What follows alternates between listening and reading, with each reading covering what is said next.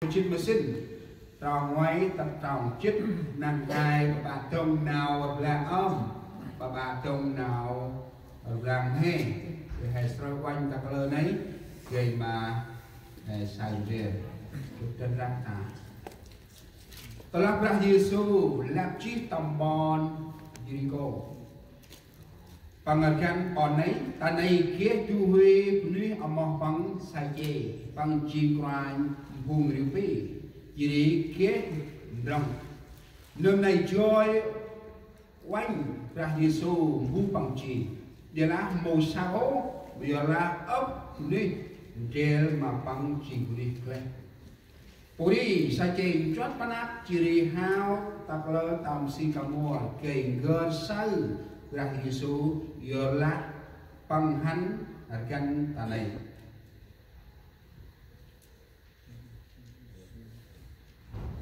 ta là ra Giêsu tất tan tộc nấy bằng gơ của anh chỉ là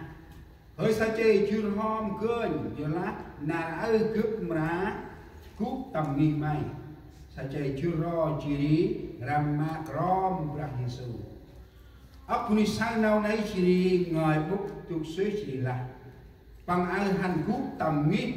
người tây giờ là sai chê cúp răng ta nắp Prime ra chỉ là mà bằng prime ra ai cướp ân mà bung ao ái gul chấp đờ cướp ta là cướp san đờ bu cướp trao plug mà khẩn bắn quan tắc ấp lên ra su lá mà bắn nào ta mà pha lạc chiếc tầm nghi hành giờ là nợ ai chi con Abraham giờ là con của núi Huế ôi chơi chỉ tầm mặt qua mà bu nơm rọc chỉ đây chuyên đô sân nào rằng ngoài quanh hồi ấy chân hè trực rễ hè ra tròn to tầm ban tim nào ngời cực rạc lo tầm đô sân nào rằng ngoài Jeremy của bác xin mà xin tròn chích mà bay khăn mấy mà lại trời cướp chỉ chơi tầm mốc đã cướp ta lá khăn mấy tình trời cướp mà lẹ nuôi hầm ngoài phía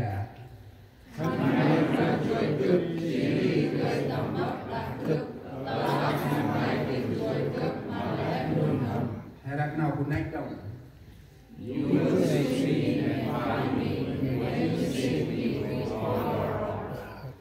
hãy đặt nào giờ nóng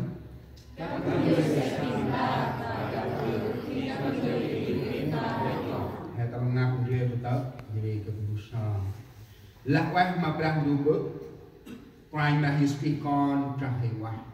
mà không gần nghiên bồn phùng con tầm ăn nắp trên ôi ấy một con ông kê mà tầm sao mu mát cường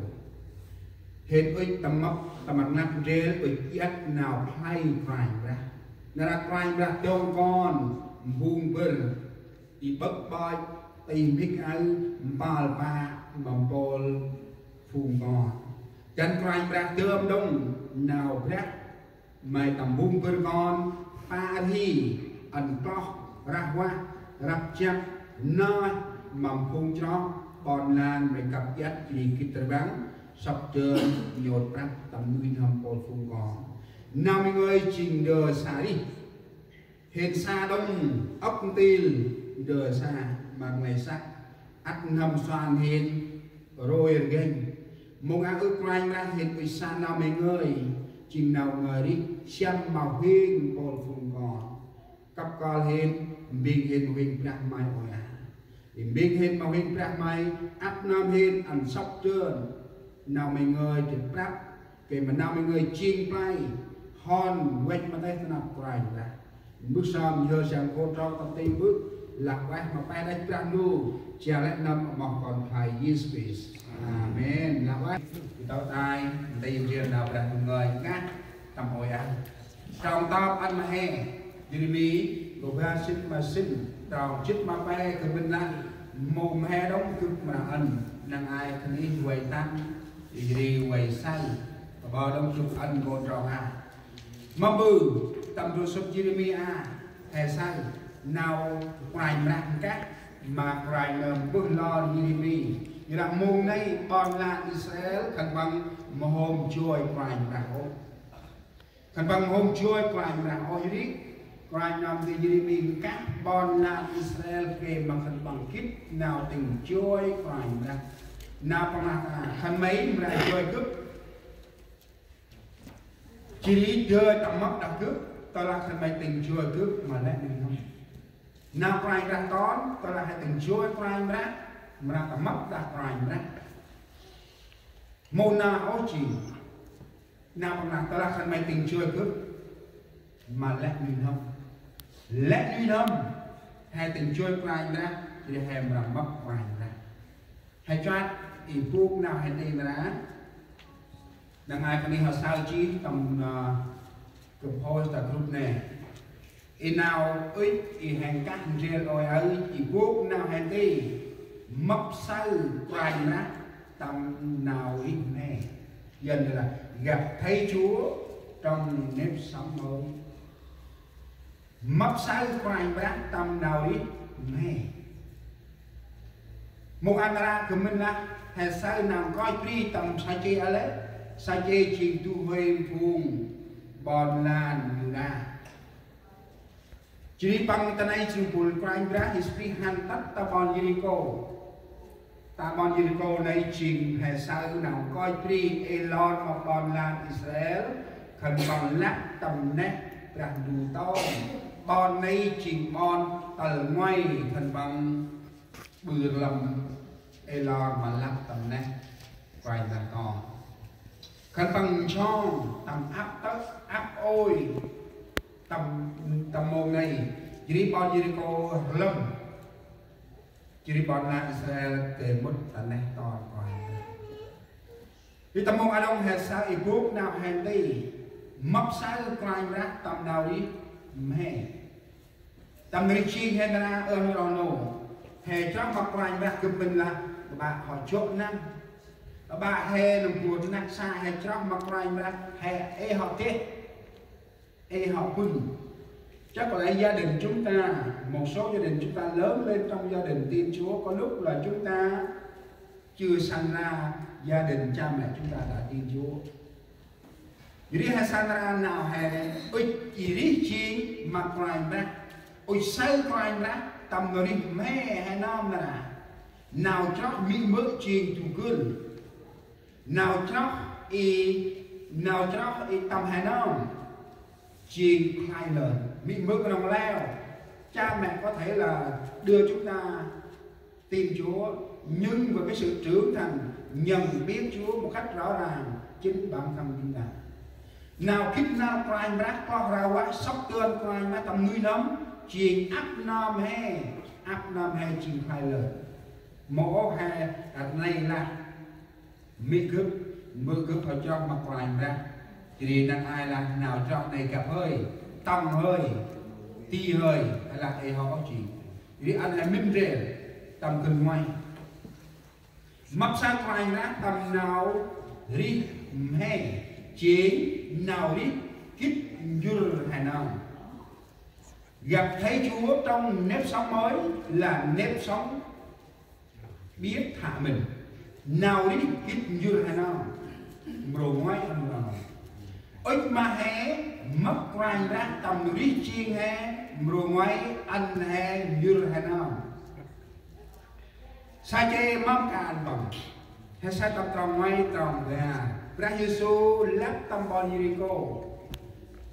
hành là gắt bọn này ta này kia chú huê lưới ở một bằng sai chê bằng chế quanh tầm khung riêng phê chỉ lý kết rộng ca nhiều suy ta này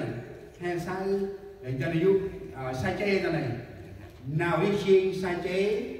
tôi môn bằng bịch mắc quanh ra Giêsu mập nào bằng đường thì là sai chế ở đâu chiên tu huê nằm rộng hay là bằng chiên phốt mầm phung riêu bì tức là đầu bòn thô thuế hay là bà ta ai chiên đồng hồ manager chiên tâm phát mà thuế vụ hay là bằng thì có ai mang bằng vùng thì thuế vụ này chỉ có ai mà buông riu pi hay mà mà ở riu pi người u thuê này tí lá yêu xây à cho nên sai chơi ở mô chiên chu hay nào lao hay là bằng tí lá sai chơi mô một cái mô can bằng ôn nữa tí lá sai chơi bằng mô chiên lồng phù can bằng ô chiên can bằng chiên lồng phù gum prak rel bu sóc trap nơ bu thì mắm bư tăng khoai mai script hàng là gắn tắt tập bòn Unico mắm bư nào bằng can cái này nào bằng khét cái này cực minh lá thằng này sắc bằng tầm hơi nói về chức vụ sai chê không bao giờ chúng ta nói là thấp hèn. Sa chê là một cái chức vụ thâu thuế. Sa chê chỉ dù hay nằm can riêng pi nhưng cô sóc lẽ dập nở bù này lẽ môi bòn lan Israel phép ngân là bằng kinh nhân là bằng như hay sang nói lẽ môi thuộc bòn lan Israel thành bằng một tí mắt ôm mà sa chê thì sóc dập nở bòn lan ăn mà phù rôm là cầm mồm này vì điều phù quanh sai chê mồm này nào khét bằng hay là bằng nào khét bằng ấy họ sắp ấy họ tăng cái sự giàu có của sai chê nếu chúng ta nghĩ về cái chức vụ ông là một người rất là giàu nhưng ông thiếu một điều còn ông bằng cả bác tu tiên mà nào có bác nào bằng ta đã bằng một cái hình dưa sát bằng một cái hình dưa sát bằng chỉ đi ít tầm mất mặt rai đã Giêsu tầm môn đã đấy nên ai là bằng một cái mất rai nào đi mường mấy tầm đi chi bằng chỉ bằng hình dưa sát bằng nơm chỉ đi cái bằng mất rai ra cần ai sai chê sóc chập nờ bu nát xa bu đặt nờ nam anh nam đi kê mà nô thuế ăn mà bọn lan rôm bọn lan một tí mạng ốc khi mô cái này hay là bằng tăng prai ra hình dung chỉ hẳn khen ta bọn gì đi có mong bử bằng ta lai đông mua lạc bằng ích hành ta mắc mà prai ra hình dung vì hẳn tìm rìa sai chê dường nào can hay là bằng dường nào đi xin bằng ích tầm mắc mà prai ra hình dung in nào hay tầm mắc tầm số xuất nạp ra người Petro chủ rốt một năm tầm ra năm chẳng hạn rề ngoài bà Bori am jurong hana am chimri ra am lu kai ma jana ti bang na kamai cha hom la ngôi na man ri kan kai ma yura pang yu chi la là ba khoai mà rồi xuất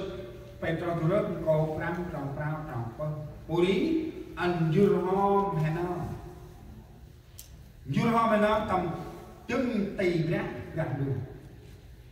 hay sai sai chê chìm chu hay